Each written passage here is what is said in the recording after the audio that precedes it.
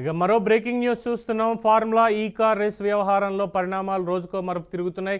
ఈ కేసులో ఇప్పటికే ఎన్ఫోర్స్మెంట్ డైరెక్టరేట్ కేటీఆర్కు మరోసారి నోటీసులు జారీ చేసింది. ఈ నెల 16వ తేదీన తమ ఎదుట విచారణకు హాజరు కావాలని ఈడీ నోటీసుల్లో స్పష్టం చేసింది. గతంలో ఇచ్చిన నోటీసుల ప్రకారం కేటీఆర్ ఈరోజు ఈడీ ఎదుట విచారణకు హాజరు కావాల్సి ఉంది. కానీ హైకోర్టులో తాను దాఖలు చేసిన క్వాష్ పిటిషన్ మీద తీర్పు రిజర్వ్లో ఉందని, తీర్పు వెలువడే వరకు విచారణకు హాజరయ్యేందుకు తనకు సమయం కావాలంటున్న ఈడీకి లెటర్ కేటీఆర్ ఈమెయిల్ చేశారు. కేటీఆర్ విజ్ఞప్తిపై స్పందించిన ఈడీ సానుకూలంగా స్పందించింది. అయితే రిజర్వ్లో ఉన్న తీర్పు ఇవాళ వెలువడడంతో ఈ నేపథ్యంలో విచారణ నిమిత్తం మళ్ళీ రావాలి అంటూ తాజాగా నోటీసులు జారీ చేసింది. 16వ తేదీన దీనికి సంబంధించినటువంటి విచారణ జరగబోతోంది ఎన్ఫోర్స్మెంట్ డైరెక్టరేట్. అలాగే ఏసీబీ కూడా సుప్రీంకోర్టుకు వెళ్ళింది. సుప్రీంకోర్టులో కేటీఆర్ పిటిషన్ దాఖలు చేస్తే మా వాదనలు కూడా వినాలి అంటూ తెలంగాణ ప్రభుత్వం కేవేట్ పిటిషన్ కూడా దాఖలు చేసింది అనేది ఇప్పటికే తెలిసింది. అయితే తాజాగా ఎన్ఫోర్స్మెంట్ డైరెక్టరేట్ కూడా ఈ హైకోర్టు తీర్పు నేపథ్యంలో 16వ తేదీని ఫిక్స్ చేసి ఖచ్చితంగా ఆ రోజు విచారణకి రావాల్సిందే అంటూ కేటీఆర్కు నోటీసులు జారీ చేసింది. ఇక ఇదే అంశానికి సంబంధించి పూర్తి సమాచారాన్ని మా ప్రతినిధి మహేందర్ అందిస్తారు. Mahender, over to you. Formula ఈ రేస్ కేసులో ఏసీబీ చాలా దూకుడు పెంచింది. ఇన్నాళ్ళుగా తెలంగాణ హైకోర్టులో మా ఇటు ఎమ్మెల్యే కేటీఆర్ కు తన స్క్వాష్ పిటిషన్ పైన, అలాగే నాట్ టు అరెస్ట్ పైన జడ్జిమెంట్ పైన రిజర్వ్ లో ఉండగా జడ్జిమెంట్ రాలేదు కాబట్టి నన్ను అరెస్ట్ చేయొద్దు, నేను విచారణకు రాకుండా నడుస్తుంది, నాకు సమయం కావాలంటే ఈడీకి ఏసీబీకి ఇలా ఆయన చెప్పుకొచ్చారు. ఆ రకంగా నిన్న ఉదయం కూడా ఏసీబీ కార్యాలయం వద్ద ఒక డ్రామా నడిచిందని చెప్పుకోవచ్చు. మరి ఇప్పుడు ఏసీబీ దర్యాప్తు అయితే వేగం పెంచింది. ఈ కేసులో భాగంగా ఏసీబీ అధికారులు ఇటు ఆంధ్రప్రదేశ్ లో సోదాలు చేపట్టారు. గ్రీన్ కో కార్యాలయంలో ఏసీబీ అధికారులు అయితే మంగళవారం నేడైతే సోదాలు నిర్వహించారు.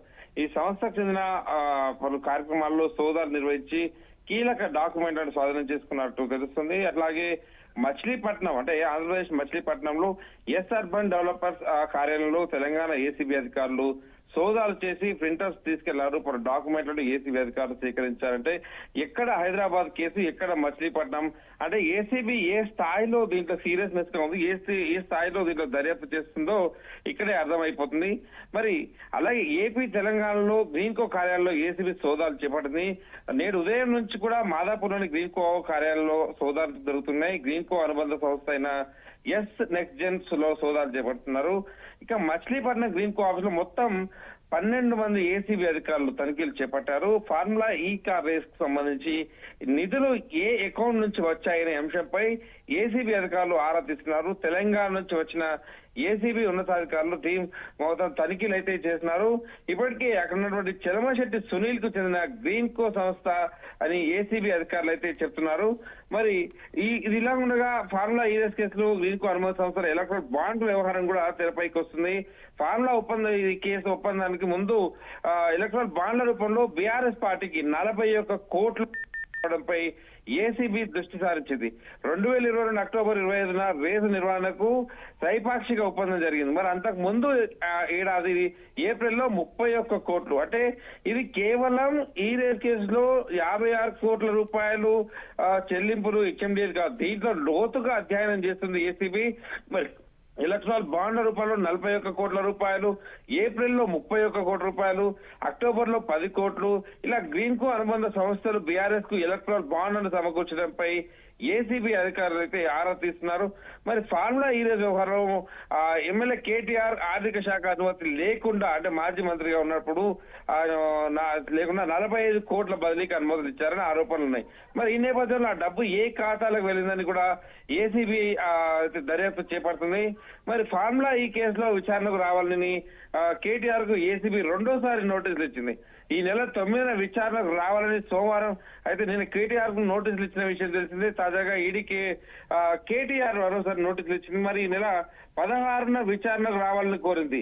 ఈ నేపథ్యంలో కేటీఆర్ విచారణకు హాజరవుతారా లేదా అనేది ఒక ఆసక్తి నెలకొంది. మరోవైపు కాంగ్రెస్ పార్టీ నేతలు నేడు హైకోర్టు ఇచ్చినటువంటి తీర్పుతో కేటీఆర్ పాస్పోర్ట్ తీసుకోవాలి, సీజ్ చేయాలి, ఎందుకంటే ఈ వ్యవహారంలో దేశం దాటి వెళ్ళిపోవచ్చు అనే అనుమానాలు నాకు ఉన్నాయని చెప్తున్నారు. మరి 16వ తేదీన విచారణకు తాను వస్తారా రారా, నిన్న ఏసీబీ కార్యాలయం వద్ద జరిగినట్టే జరుగుతుందా అనేటువంటిది మరి పునరావృతం అవుతుందా అనేది కూడా చూడాలి.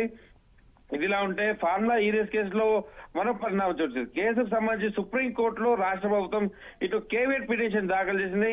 హైకోర్టు కేటీఆర్ క్వాష్ పిటిషన్ కొట్టివేయడంతో ఆయన సుప్రీంకోర్టును ఆశ్రయించే అవకాశం అయితే ఉంది. కాబట్టి ఈ నేపథ్యంలో ముందుగానే రాష్ట్ర ప్రభుత్వం కూడా కేవియట్ పిటిషన్ దాఖలు చేసింది. కేటీఆర్ సుప్రీంకోర్టును కనుక ఆశ్రయిస్తే ఒకవేళ మరి ఈ కేసులో తమ వాదనలు కూడా వినాలన్నట్టు ప్రభుత్వం అయితే కోరుతున్న నేపథ్యం కనిపిస్తుంది.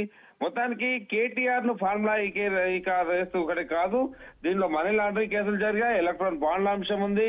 దాదాపు చాలా వరకు కూడా ఇది లోతుగా అధ్యయనం చేసింది ఏసీబీ.